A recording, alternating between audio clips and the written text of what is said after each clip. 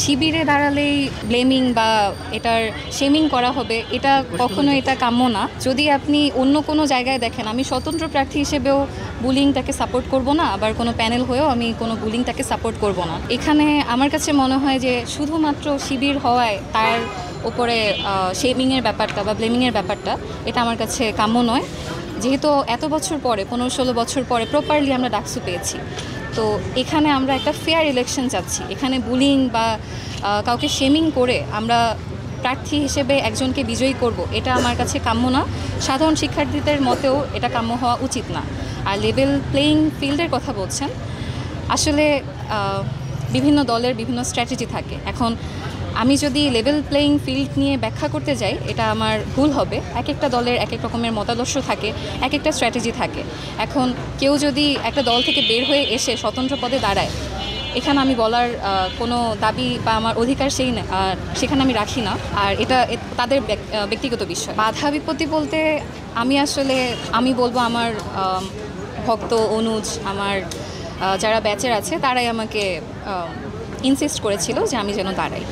তো এখানে বাধা বিপত্তি বলতে শুধুমাত্র আমি কোনো প্যানেলে নেই, এটা আমার একটা বাধা হতে পারে যে কোনো পলিটিক্যাল সাপোর্ট আমি এখানে পাচ্ছি না। কিন্তু আমি যেহেতু 5 বছরের উপরে ক্যাম্পাসে আছি, তো অবশ্যই আমার নিজস্ব একটা ফেস ভ্যালু আছে, আর আমি চেষ্টা করব আমার কাজের মাধ্যমে বিজয়ী হয়ে আসার জন্য। আর বাধা বলতে শুধুমাত্র আমার প্যানেলে না থাকাটাই।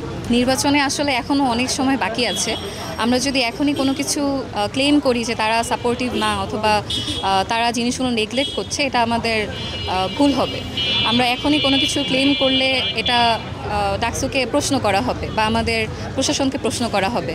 তো আমার কাছে মনে হয় যে আমরা প্রশাসনকে বিশ্বাস করি, আমরা তাদের সিদ্ধান্তকে সম্মান করি। এখন যদি তারা প্রয়োজন বোধ করে যেরকম সিদ্ধান্ত আমাদের জন্য উত্তম, তারা সেই ধরনের সিদ্ধান্ত নেবে, আমরা এটাই আশা করছি। নারী নেতৃত্বের বিষয়টা আজকে আমি কিছুক্ষণ আগে নিউজ দেখছিলাম যে বিভিন্ন টিভি চ্যানেলে বলা হচ্ছে যে অধিকাংশ প্রার্থী হচ্ছে নারী, অর্ধেকের বেশি। এখানে নারীদের এগিয়ে আসার বিষয়টা আমার মনে হয় আমাদের কনসার্নটা যে আমরা নিরাপদ ক্যাম্পাস চাই। এখন নিরাপদ ক্যাম্পাস বলতে আমরা বোঝাচ্ছি যে আমাদের সব রকমের নিরাপত্তা, আমাদের মত প্রকাশের নিরাপত্তা, আমাদের পোশাকের নিরাপত্তা।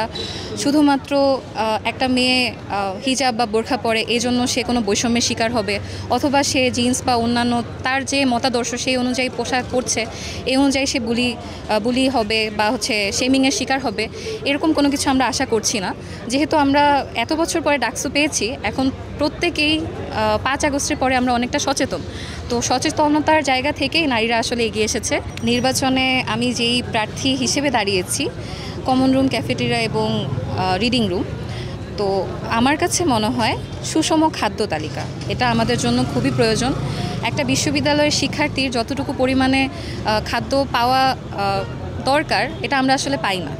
আমি যদি 8টার দিকে ক্লাসে আসি, এখানে আমার ক্লাস শেষ করে বের হতে হতেই আমি খাবার পাচ্ছি না। হয়তোবা আমি কিছু কিছু জায়গায় খাবার পেতে পারি, কিন্তু ওগুলো পুষ্টিকর না, যার কারণে আমি অসুস্থ হয়ে যেতে পারি। আবার যারা হলে থাকে, তারা আমাদের টাইমিং খুব অড টাইমে ক্লাস হয়, দুপুরবেলার ক্লাস শেষ করে সে যখন হলে যাচ্ছে, সে কিন্তু খাবার পাচ্ছে না। তো খাবারের নিশ্চয়তা এবং সুষম খাদ্য, যেমন পরিষ্কার পরিচ্ছন্নতা, খাবারের বাজেট বাড়ানো, তারপরে ক্যান্টিনের খাবারের দামটা একটু কমানো, এগুলো নিয়ে আমি কাজ করতে চাই। আর একটা ভালো ক্যাফেটেরিয়া স্থাপন করা যেহেতু দরকার, ওটার জন্য কাজ করব। আর পরিশেষে আমি বলতে চাই আমাদের কমন রুম সমস্যাটাই আসলে দ্বিতীয় বৃহত্তর সমস্যা বলে আমার মনে হয়। যে আমরা কোনো ক্লাস করে এসে কোথাও আরাম করে বসতে পারছি না, একটু পরবর্তী ক্লাসের জন্য আমরা যে একটু রেস্ট করব, এই জিনিসটা আমি এনশিওর করতে চাই প্রত্যেকটা স্টুডেন্টের জন্য। আসলে শুধুমাত্র মেয়ে নিয়ে যদি কথা বলি, এটা আসলে বৈষম্য হয়ে যায়। তো আমি বলতে চাই সোশ্যাল সায়েন্স ফ্যাকাল্টিতে মেয়েদের একটা কমন রুম আছে, যেটা আমি বলেছি যে এখানে ফ্যাসিলিটি খুব কম, কিন্তু ছেলেদের কোনো কমন রুম কিন্তু নেই। আমি চাই ছেলে এবং মেয়ে উভয়ের জন্যই কমন রুম থাকবে।